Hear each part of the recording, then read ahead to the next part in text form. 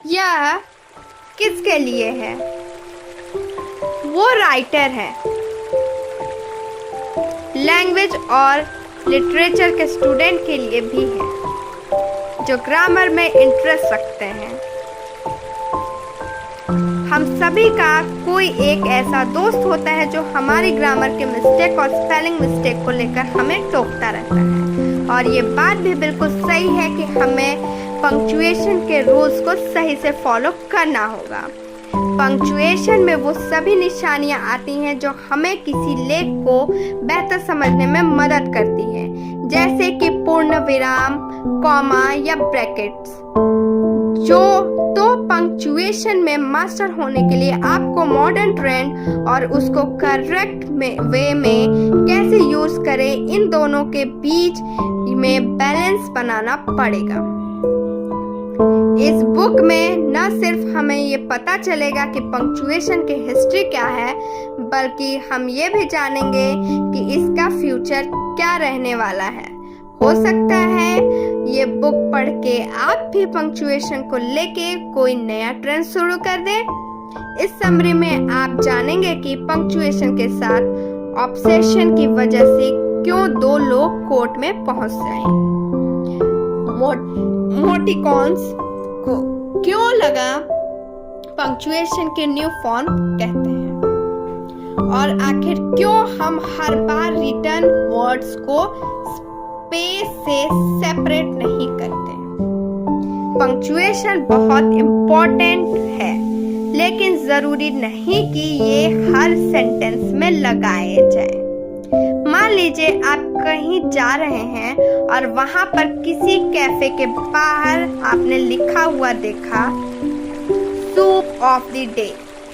आपको इस सेंटेंस को समझने में ज्यादा परेशानी नहीं होगी, लेकिन अगर इसी सेंटेंस में लिखे हुए वर्ड्स के बीच में गैप दिया गया होता तो आपको और ज्यादा आसानी हो जाती। बिल्कुल यही पंक्चुएशन की स्टोरी है। हम इसके बिना रह सकते हैं, लेकिन अगर ये अवेलेबल होगा तो हमें किसी भी चीज को समझने में और आसानी होगी। पंक्चुएशन हमारी किसी भी चीज को समझने के एबिलिटी को बढ़ा देता है। हालांकि पंक्चुएशन शुरू से ही एक्सिस्ट नहीं कर रहा है। जब वर्ल्ड को फर्स्ट लैंग्वेज मिली थी तब सेंटेंस के बीच में गैप नहीं हुआ करता था, और 700 AD में जाके लोगों ने सेंटेंस में मौजूद वर्ड के बीच में गैप देना स्टार्ट किया। हालांकि शुरुआत में इतने ज़्यादा वर्ड नहीं होते थे, तो बिना गैप दिए भी लोग आसानी से उन्हें समझ जाया करते थे। उदाहरण के लिए, अगर किसी को लोकल चर्च में ST एग्नेस नाम बोलना होता था तो वो सीधा स्टेगनेस बोल देता था, और लोग इसे आसानी से समझ भी जाया करते थे। वैसे आज के टाइम में सेंटेंस के वर्ड के बीच में स्पेस देना बहुत ज़रूरी तो नहीं है, लेकिन ऐसा करने से लोगों का टाइम सेव होता है। बोलते समय वो स्पेस हम यूज़ नहीं करते, लेकिन पढ़ते समय ये स्पेस काफ़ी यूज़फुल हो जाता है। उदाहरण के, अगर कहीं पर लिखा है कि the rapist need special alternate, तो कुछ लोग इसको पढ़ेंगे कि थेरेपिस्ट नीड स्पेशल ट्रीटमेंट, और कुछ लोग पढ़ेंगे the rapist need special treatment.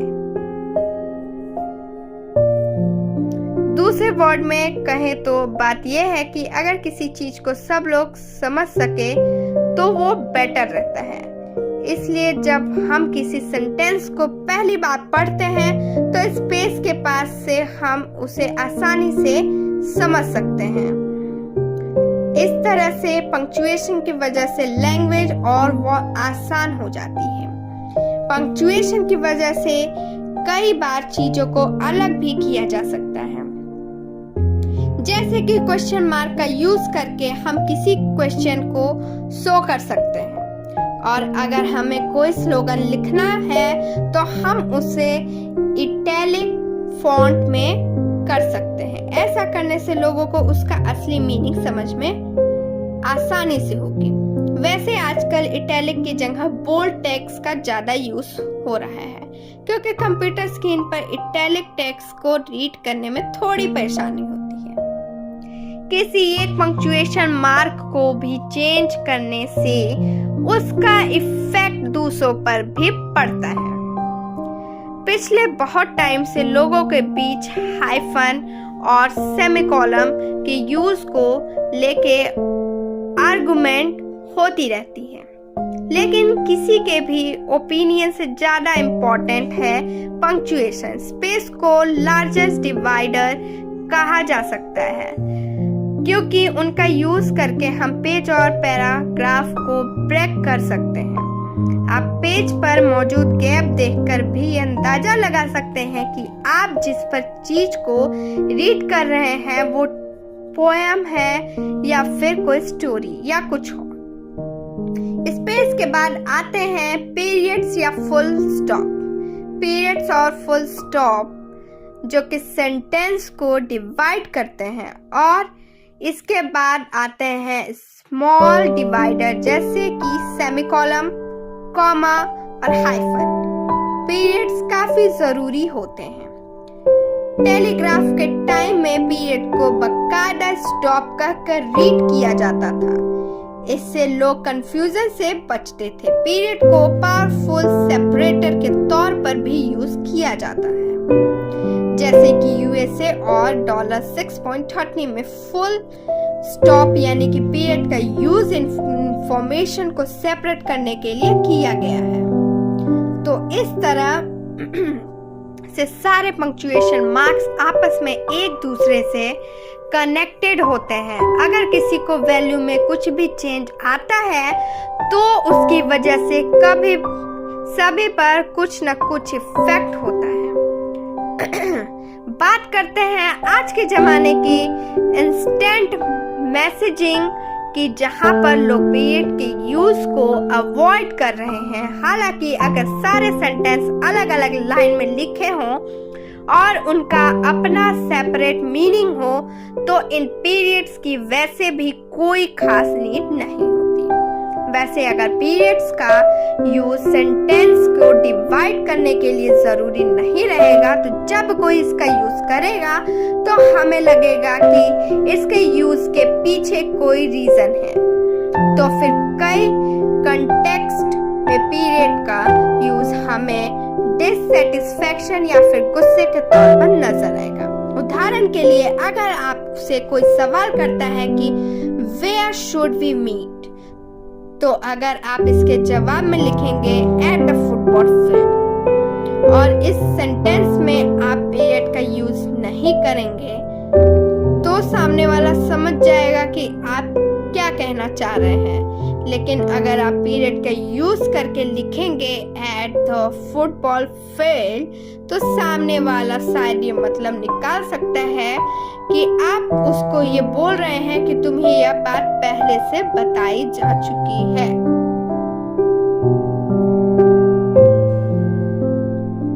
Punctuation के रूल को इन्फोर्स करते करते आप बहुत दूर जा सकते हैं।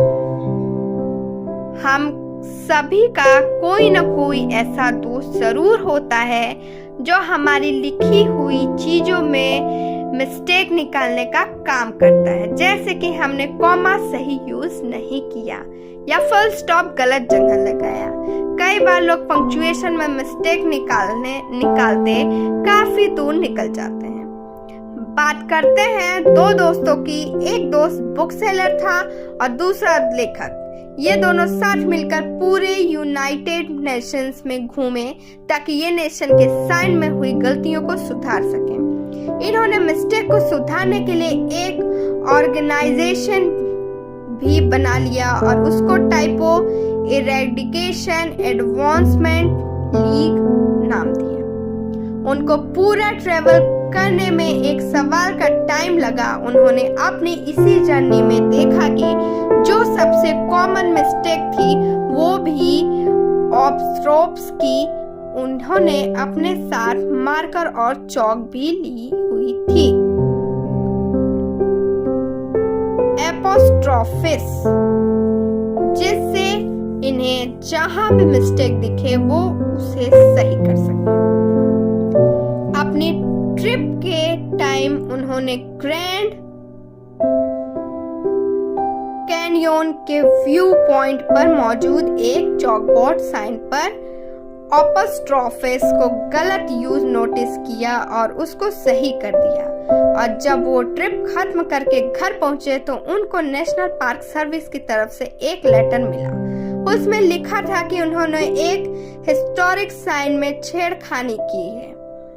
ग्रैंड कैनियन पर उन्होंने जो मिस्टेक सही की थी वो एक हैंड पेंटिंग थी जो कि 1930 के दशक की थी।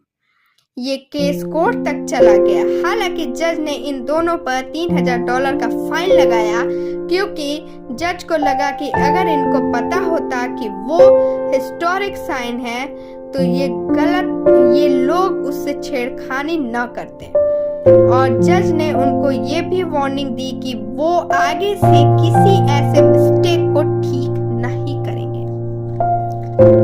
तो ऐसे कुछ लोग होते हैं जो ग्रामर से अपने कनेक्शन को ज्यादा सीरियस ले लेते हैं। पंक्चुएशन किसी हार्ड या फिर फास्ट रूल को फॉलो नहीं करता। इसके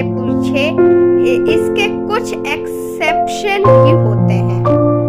जब स्टूडेंट्स को ये पढ़ाया जाता है कि पंक्चुएशन के कुछ अनब्रेकेबल रूल्स हैं, तो इस चीज से लिटरेसी पर निगेटिव इफेक्ट होता है, क्योंकि अगर स्टूडेंट्स को इंग्लिश स्ट्रिक्ट रूल्स के साथ पढ़ाई जाएगी तो जब वो उस रूल्स को फॉलो नहीं कर पाएंगे तो उन्हें कंफ्यूजन होगी और वो ज्यादा गलतियां करेंगे।